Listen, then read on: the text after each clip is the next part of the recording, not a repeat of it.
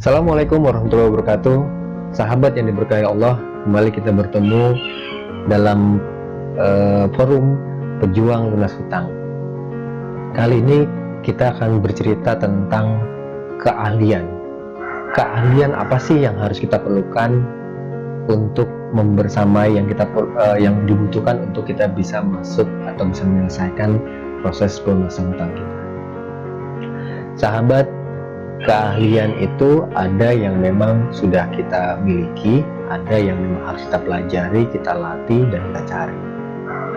Namun pada dasarnya, keahlian dasar yang harus kita punya adalah bagaimana kita bisa punya kemampuan membaca dan menulis. Jadi, keahlian ini yang harus dimiliki oleh sahabat pejuang lunas hutang. Karena kita menyadari bahwa kesalahan kita sekarang memiliki hutang yang akhirnya tidak bisa kita selesaikan adalah satu, karena kita tidak bisa membaca. Apa yang dimaksud tidak bisa membaca? Kita tidak bisa membaca kondisi kita. Kita tidak bisa membaca risiko yang kita akan hadapi. Kemudian kita tidak bisa membaca hitungan, tidak bisa mengkalkulasi, ya kan, bahwa setiap keputusan itu ada konsekuensinya.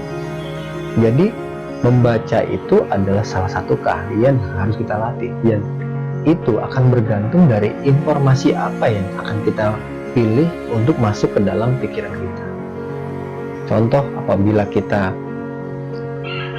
awalnya yang sangat mendasar, saat kita tidak punya uang untuk belanja untuk kebutuhan keluarga, pada saat kemudian ada SMS masuk, kami menawarkan pinjaman mudah, hanya install aplikasi, kemudian kirim foto, uang akan ditransfer.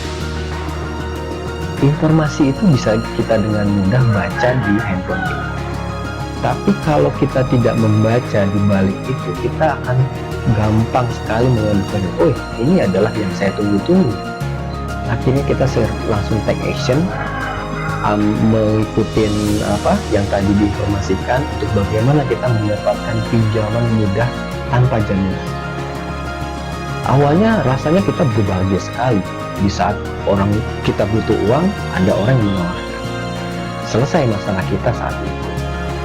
Tapi ternyata kita tidak membaca masalah yang selanjutnya, yaitu dari mana kita harus membayar hutang tadi. Jadi ternyata kondisi tersebut karena kita tidak realistis menghadapi yang kita hadapi. Artinya pada saat memang kita tidak punya uang untuk belanja, tentunya pinjaman atau hutang online tadi itu bukan menjadi salah satu pilihan yang baik. Yang harus kita lakukan adalah bagaimana kita menemukan orang yang membutuhkan jasa kita, orang yang membutuhkan keahlian kita. Saya yakin di zaman saat ini apapun yang kita lakukan itu bisa menghasilkan, kalau hanya untuk sesuap nasi. Kalaupun memang teman-teman tidak tahu, saya yakin silahkan datang ke tempat-tempat baik. Seringlah berkumpul di tempat-tempat yang orang-orang itu berpikir untuk kebaikan. Contohnya iktikaf di masjid, insya Allah akan ada jalan. Yang penting teman-teman jangan sekali tergoda dengan tawaran-tawaran yang rasanya mudah sekali menyelesaikan uang atau mendapatkan uang, tapi konsekuensinya di belakang. Jadi sahabat, membaca situasi, membaca peluang itu adalah hal yang harus kita latih. Bagaimana caranya? Tentunya kita harus punya panduannya, ya. Karena dalam kehidupan kita, terkadang kita melakukan sesuatu itu tanpa pernah belajar. Pernah teman-teman belajar tentang bagaimana mengelola keuangan keluarga? Pernah teman-teman bagaimana mengelola aset yang kita miliki? Pernahkah kita belajar tentang bagaimana meningkatkan keahlian kita untuk bisa memberikan peluang usaha tanpa modal? Jadi itu yang harus kita cari. Saya yakin sekarang di YouTube banyak. Kita harus bisa mencoba mengurangi kebiasaan kita membaca, melihat hal-hal yang gak bermanfaat. Dari sisi mental, dari segi spiritual, dari segi psikologi, banyak sekali tayangan-tayangan di YouTube yang bisa memberikan motivasi kepada kita. Tapi tidak setiap orang mau mengambil tayangan tersebut. Kenapa? Ya karena dia tidak merasa butuh. Jadi sahabat pejuang lunas hutang, mulai sekarang mari kita coba arahkan bacaan kita, tontonan kita untuk hal-hal yang bisa membangun rasa syukur kita, rasa semangat belajar kita, dan juga semangat juang kita. Jangan kemudian kita larut dengan suasana untuk menghibur diri. Karena apa? Itu hanya berupaya melenakan kita. Karena musuh terbesar seorang pejuang lunas hutang adalah rasa malas, rasa mager yang lebih enak rebahan, akhirnya tertidur pulas yang melupakan masalah untuk sejenak. Kenapa itu bisa terjadi? Karena dia tidak bisa membaca masa depan. Buat orang tersebut lebih baik sekarang bisa terhibur, kemudian melupakan sejenak, kemudian tanpa berbuat apa-apa. Jadi basic membaca ini adalah sangat-sangat vital sekali, dan mari kami pejuang lunas hutang siap menemani teman-teman untuk apa yang kami baca, apa yang kami sampaikan setiap hari. Hanya satu video itu nggak akan berarti kalau teman-teman tidak melanjutkan dengan membaca video-video lain, membaca tayangan-tayangan lain, membaca artikel-artikel yang lain yang mendukung. Karena buat kami hanya pematik untuk teman-teman bergerak. Semakin teman-teman bergerak menuju arah yang sama, kami yakin maka peluang teman-teman untuk melunasi hutang lebih cepat. Jadi setelah kita membaca, selanjutnya adalah bagaimana kita menulis. Sahabat, tanpa kita sadari, karena kita tidak punya kebiasaan menulis dengan baik, artinya kita tidak tahu berapa pengeluaran yang kita keluarkan setiap bulan, berapa pemasukan yang kita peroleh setiap bulan, yang akhirnya kita terlena. Uang yang masuk dikeluarkan begitu saja tanpa ada estimasi untuk tabungan, untuk investasi, dan bahkan ada yang mengeluarkan uang puluhan ratusan juta tanpa sadar terakumulasi. Terhitung-hitung ternyata dia punya kesalahan hitung, itu jumlahnya sampai 300 juta. Luar biasa, fantastis. Semua itu karena apa? Karena kesalahan dia tidak mencatat. Padahal kalau kita bicara alat untuk mencatat, sekarang sudah luar biasa. Tidak hanya lewat buku, tapi kita bisa mencatat lewat handphone, bisa kita catat lewat komputer, apapun media itu bisa mengakomodasi kita untuk mencatat. Tapi karena kita tidak merasa butuh, karena kita tidak merasa itu menjadi hal yang penting, akhirnya kita melewatkan kegiatan kita untuk mencatat, menulis. Sahabat, yang namanya uang itu terkadang akan terlewat begitu saja tanpa ada dokumen, tanpa ada catatan. Tapi dengan catatan itu kita akhirnya bisa mengontrol bagaimana uang yang kita peroleh tadi dengan dialokasikan ke tempat-tempat yang memang lebih aman. Hal yang sederhana dalam pencatatan uang itu terkadang kita selalu mengeluarkan uang, menghabiskan terlebih dahulu, baru menyisihkan untuk tabungan. Ternyata uang itu nggak pernah bersisa, semuanya langsung habis. Maka strateginya adalah bagaimana uang tersebut dialokasikan pertama kali untuk tabungan. Walaupun kita sekarang ini punya hutang, kita pun harus menabung walaupun sedikit, karena kita tidak tahu ada kebutuhan tak terduga yang perlu kita siapkan selain dari kebutuhan dasar hidup kita. Dan itu semua diawali dengan kegiatan kita mencatat. Selanjutnya, bagaimana kegiatan mencatat itu menjadi peluang untuk menghasilkan uang. Sahabat, kalau sahabat pernah dengar seorang anak muda yang bernama Dewa Eka Prayoga yang pernah mengalami punya hutang lebih dari 7 miliar, hanya bisa diselesaikan hanya dengan kemampuan dia menulis. Dia menulis sebuah buku yang pada saat itu orang nggak percaya. Dia buat buku dengan judul 7 Kesalahan Fatal Pengusaha Pemula. Semua orang mencibir. Kenapa? dia menulis itu dalam kondisi dia nggak sukses, dalam kondisi dia bangkrut. Tapi keinginannya dia adalah bagaimana dia menulis pengalaman hidup dia mengalami kegagalan itu agar tidak dialami oleh orang lain. Fantastik akhirnya. Ternyata sebelum buku itu dicetak, ratusan ribuan orang memesan. Dan disitulah akhirnya dia merasa bahwa jalan untuk melunasi utang yang senilai 7 miliar itu adalah bagaimana dia menulis. Dari situlah dia mulai menulis buku 1, 2, dan tidak terhitung sekarang jumlah buku yang dia buat bersama timnya, dengan kemudian semua program-program pembelajaran yang berawal dari dia menulis dan membaca. Sahabat, saya berupaya mengajak sahabat untuk ayo kita gali potensi yang ada di diri kita tanpa harus kita mengeluarkan biaya yang besar.